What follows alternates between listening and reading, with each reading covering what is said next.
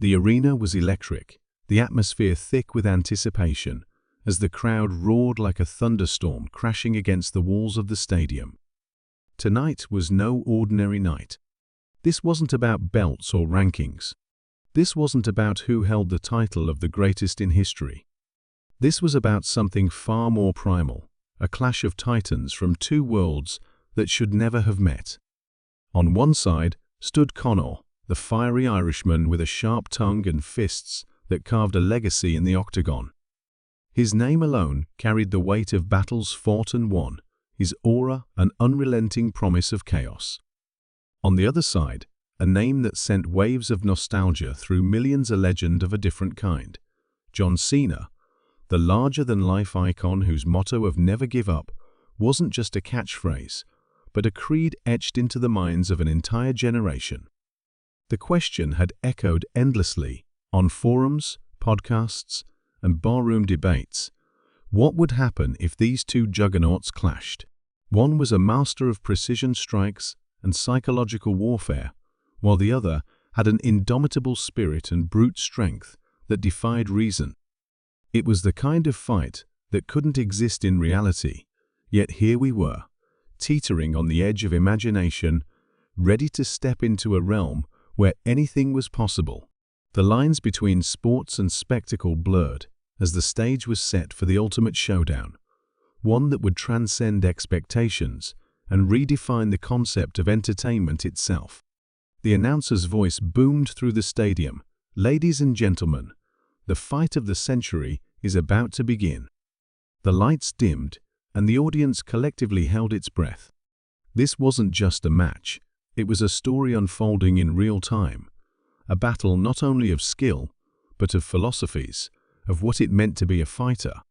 Conor, ever the showman, strutted toward the ring with his trademark swagger, his eyes scanning the crowd like a predator sizing up its prey. His confidence was palpable, his smirk a silent taunt that seemed to say, "You're not ready for what's coming." On the other side, JohnCina entered with a stoic calm that radiated strength. He didn't need to say anything. His presence alone was enough to shake the ground beneath their feet. As the fighters stood face to face, the crowd erupted in a frenzy. It was a clash of eras, of styles, of personas that couldn't be more different yet, shared one undeniable similarity: the ability to captivate. The bell rang, and the tension in the air tightened like a coiled spring. What followed was not just a fight, but a spectacle that defied logic and expectations. Conor's lightning-fast strikes met JohnCina's unyielding defenses, creating a symphony of movement and impact that left the audience spellbound. Each punch, each counter, was a statement, a declaration of who they were and what they stood for. But just as the momentum seemed to tip in one direction, something extraordinary happened, something that no one in the arena could have predicted. The fight took a turn that stunned not only the crowd, but the fighters themselves. It was as if the universe had decided to intervene, throwing the match into a whirlwind of chaos and mystery. Was it destiny, or was it something else entirely? The answer lay just beyond the edge of understanding, leaving the entire stadium hanging on the edge of their seats, desperate to know what would happen next. The moment the fight shifted, it felt as though time itself hesitated, caught off guard by what was unfolding. Conor, always calculating, paused mid-step, his sharp instinct sensing something beyond the rhythm of the fight. His fists, usually so decisive, hovered as his eyes flicked toward the flickering arena lights above. It was subtle at first, a faint distortion in the air, like the shimmer of heat rising off asphalt. Then came the sound, a low hum vibrating just beneath the threshold of hearing, gnawing at the edges of comprehension. Even JohnCina, who seemed unshakable, glanced around, his trademark resolve faltering for just a second. Something wasn't right, and both fighters could feel it. The crowd, however, was oblivious, their cheers roaring louder as they assumed this was all part of the show. It was almost as if the arena itself was alive, feeding on the energy, growing hungrier with each passing second.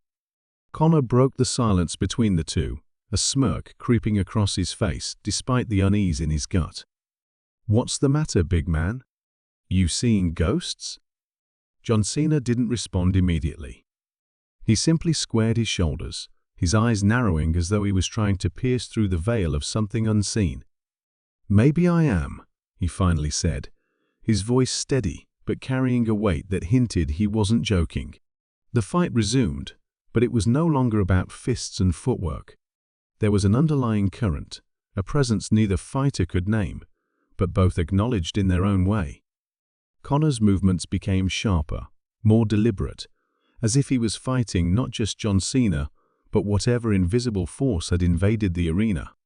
JohnCina, on the other hand, leaned into his unyielding strength, each strike thrown with an intensity that seemed meant to banish not just his opponent, but the creeping sense of dread surrounding them both. The crowd, still unaware of the undercurrent, watched in awe as the battle seemed to transcend the bounds of human limits. Every strike landed with a force that defied physics, every dodge, a display of reflexes that bordered on supernatural. Somewhere in the control room, the staff watching the event unfold on dozens of screens began to notice anomalies in the broadcast. The feeds would glitch for a fraction of a second, distorting the image in ways that didn't make sense. Faces in the crowd would appear twisted, almost unrecognizable, before snapping back to normal. A technician nervously adjusted his headset, whispering to his colleague, "Are you seeing this? It's like the system's picking up something else." The reply came hesitantly, as though speaking the words would make them real. "Yeah, but it's not the cameras. It's something in the signal." Back in the ring, Conor feinted left, his fist grazing JohnCina's ribs before darting back to avoid a counter. But as he stepped away, a chill ran down his spine, freezing him in place for a split second. It wasn't pain or exhaustion.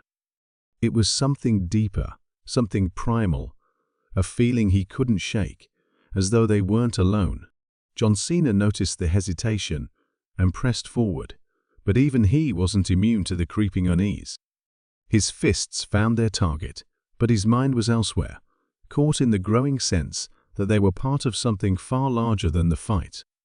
Meanwhile, deep within the bowels of the arena, a janitor working the late shift paused his mopping as the lights overhead flickered. The hum that Conor and JohnCina had noticed earlier was louder here, almost deafening, and it seemed to be coming from the very walls. He set his mop aside, his curiosity getting the better of him, and followed the sound to a door marked restricted access. His hand hesitated on the handle, the air around him heavy with a pressure that felt unnatural. Against his better judgment, he opened the door, stepping into a room bathed in a strange pulsating light. Rows of machinery hummed with an energy he didn't understand, and at the center of it all was a monitor, displaying something that made his blood run cold. The fight wasn't just being broadcast, it was being watched. But by whom or what was impossible to tell. In the arena, the distortion in the air became more pronounced. The shimmer now rippled visibly, and for the first time, the audience began to notice. Murmurs spread through the crowd like wildfire, confusion giving way to unease, as people pointed at the strange phenomenon above the ring. The announcer's voice faltered, his usual bravado replaced with uncertainty. "Ladies and gentlemen, we seemed to be experiencing some technical difficulties. But it wasn't technical, and everyone could feel it. Something was here, something that had been waiting, watching, and now it was beginning to make itself known." Conor and JohnCina exchanged a glance, their rivalry momentarily forgotten, as they both recognized the shift. "You feel that?" Conor asked, his voice low but urgent. JohnCina nodded, his fists still raised, but his focus no longer on his opponent. "Yeah. Whatever it is, it's not here for a fight." Before either could say more, the arena was plunged into darkness. The crowd erupted in panic, their cheers turning to screams as the hum reached a deafening pitch. Then, just as suddenly as it had begun, the lights flickered back on, but the world they illuminated was no longer the same. What they saw left the entire arena stunned, and as Conor and JohnCina stood side by side, staring into the heart of the impossible, one thing became clear: this was no longer their fight. As the arena's lights sputtered back to life, they revealed something no one could have prepared for. The shimmer in the air had solidified into a vortex, a swirling, pulsating mass of light and shadow that hovered above the ring like a gaping wound in reality. The crowd, now frozen in a mix of awe and terror, stared as the vortex began to pulse, each wave of energy sending a deep vibration through the arena floor.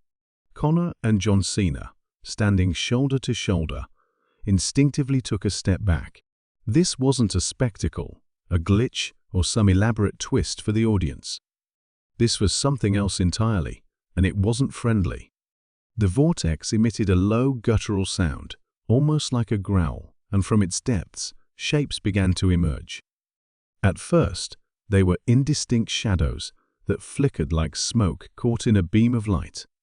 But as they moved closer, they gained form, humanoid yet alien, their limbs elongated and their movements unnatural, as though gravity bent differently around them. Their presence was suffocating, an unspoken message of power that sent a primal fear through everyone in the arena. For the first time in his career, Conor felt the sting of helplessness. He clenched his fists, his bravado still intact, but even he couldn't ignore the voice in his head screaming that this fight wasn't one he could win with strikes or mind games. JohnCina, ever the symbol of resilience, stepped forward, his body language shifting into a defensive stance. "Whatever this is," he muttered, his voice low enough for only Conor to hear. "Agreed?" Conor hesitated, his pride warring with the reality of the situation. But one look at the vortex and its grotesque figures told him there was no room for ego here. "Agreed," he replied, his voice steady, though his heart pounded in his chest. As the first of the shadowy figures stepped into the ring, the air grew colder, and the lights dimmed again, casting long, jagged shadows across the floor. The figure moved with eerie fluidity, its head tilting as though studying the two fighters. It raised a limb something between a hand and a claw, and the motion sent a ripple through the air that struck Conor and JohnCina like a physical blow. They staggered but didn't fall, their instincts forcing them to regroup. Conor struck first, his fist flying with the precision that had built his legend. But the moment his knuckles connected, the figure dissipated like smoke, only to reform behind him. Before he could react, it lashed out, its strike not physical but something deeper, a pulse of energy that knocked the wind from his lungs and left his vision swimming. JohnCina roared and charged, his movements a blur of brute strength. He swung with everything he had, his fists slamming into the figure with enough force to shatter bone if it had any. The figure staggered, its form flickering as though disrupted, but it didn't fall. Instead, it let out a shriek that reverberated through the arena, a sound so piercing it brought the crowd to their knees, hands clamped over their ears. The vortex above pulsed again, and more figures began to emerge, each one more menacing than the last. In the control room, the technicians frantically tried to regain control of the broadcast. One of them shouted, "Cut the feed! Shut it down now!" But every attempt to terminate the broadcast failed. The monitors, now overtaken by static, flickered with brief glimpses of the figures, their distorted forms filling the screens. One technician stared in horror as a single phrase appeared repeatedly in the static, as though typed by an unseen hand. "You are not alone." Meanwhile, deep in the labyrinth of corridors beneath the arena, the janitor stumbled out of the restricted room, his face pale and his hands trembling.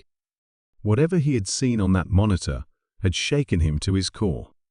He ran blindly, his footsteps echoing down the empty halls, until he came to a door he didn't recognize. A faint light seeped from beneath it, and though every instinct screamed at him to turn back, he pushed it open. Inside was a room that defied explanation, its walls covered in symbols that seemed to shift and writhe like living things. At the center stood a pedestal, atop which sat a device that pulsed in rhythm with the vortex above. The janitor stared, his mind racing to piece together the connection. Was this the source of the anomaly? And if so, could it be stopped? Back in the arena, Conor and JohnCina found themselves outnumbered as more figures surrounded them. Conor, his breath ragged, glanced at JohnCina. "Any brilliant ideas, big man?" JohnCina didn't answer immediately. His eyes locked on the vortex, and something shifted in his expression, an understanding perhaps, or maybe a grim acceptance. "We don't fight them," he said finally, his voice steady despite the chaos. "We fight it." He pointed at the vortex, its pulsating energy growing more erratic with each passing second.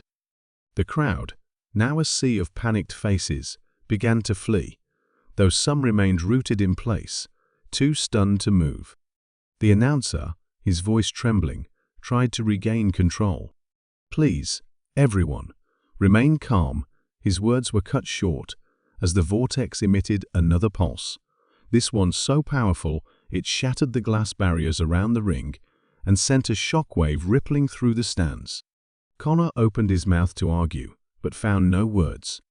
For once, the quick wit and sharp tongue that had carried him through countless battles failed him. JohnCina placed a heavy hand on his shoulder. "This isn't about who's stronger or who wins. It's about doing what's right." Before Conor could respond, JohnCina turned back to the being. "I'll do it," he said firmly, his voice carrying the weight of finality. The being nodded, its form shifting slightly as it extended a hand, or what resembled one, toward JohnCina. "Then step forward and let it be done." As JohnCina walked toward the vortex, the arena seemed to hold its collective breath. The crowd watched in stunned silence, their fear giving way to an overwhelming sense of awe. Even Conor, who rarely let emotions show, felt his eyes sting as he watched his rival, no, his ally, make the ultimate sacrifice. JohnCina reached the edge of the vortex and paused, turning back to face Conor one last time. "Take care of them," he said, his voice steady. "And don't let this be the end of the story." Then, without hesitation, he stepped into the vortex. The light flared brilliantly, blinding everyone in the arena. When it faded, the vortex was gone, along with JohnCina. The shadowy figures had disappeared, and the oppressive energy that had filled the air was replaced with an almost serene stillness. The crowd erupted into applause, cheers mixing with tears, as they processed what had just happened. Conor stood alone in the ring, his fists still clenched, his heart heavy. He didn't feel like a victor, only a man who had witnessed something far greater than himself. In the control room, the static on the monitors cleared, revealing a clear feed of the now empty ring. The janitor, deep beneath the arena, finally flipped the switch on the pulsating device, watching as its light dimmed and faded into darkness. And somewhere, in the fabric of existence itself, a balance had been restored, anchored by the unyielding spirit of a man who had refused to let chaos win. As Conor left the ring, the crowd parted for him, their faces a mix of awe and respect. He paused at the edge of the stage, looking back one last time at the space where JohnCina had stood. "Not the end," he murmured to himself, a promise as much as a reminder. But even as the world moved forward, whispers lingered. Stories spread of a faint shimmer in the air above the arena, visible only when the light hit just right. Some said it was nothing, just a trick of the eye. Others believed it was something more. A reminder, a legacy, a guardian watching over the chaos, ensuring it would never spill over again. Conor and JohnCina exchanged a final glance, a silent agreement passing between them. Whatever was happening, it was no longer about survival. It was about stopping something that was never meant to be unleashed. Together, they turned their focus to the vortex, its swirling mass of light and shadow, seeming to mock them with its indifference. And as they prepared to face the impossible, The figures around them paused, their movements halting as though awaiting a command. From within the vortex came a voice, deep and resonant, speaking not in words but in pure thought, a message that echoed directly in their minds. You should not have interfered. And with that, the vortex began to shift, its form condensing, changing, preparing to reveal something far more terrifying than anything they had faced before. The vortex condensed further, its pulsating energy twisting tighter and tighter until it seemed on the verge of implosion. The figures surrounding the ring froze completely, their elongated forms almost statuesque, as if waiting for something or someone. Conor's fists clenched at his sides, his usual bravado stripped away by the sheer enormity of what was unfolding. JohnCina stood tall, his broad shoulders squared, yet even he couldn't suppress the flicker of doubt crossing his face.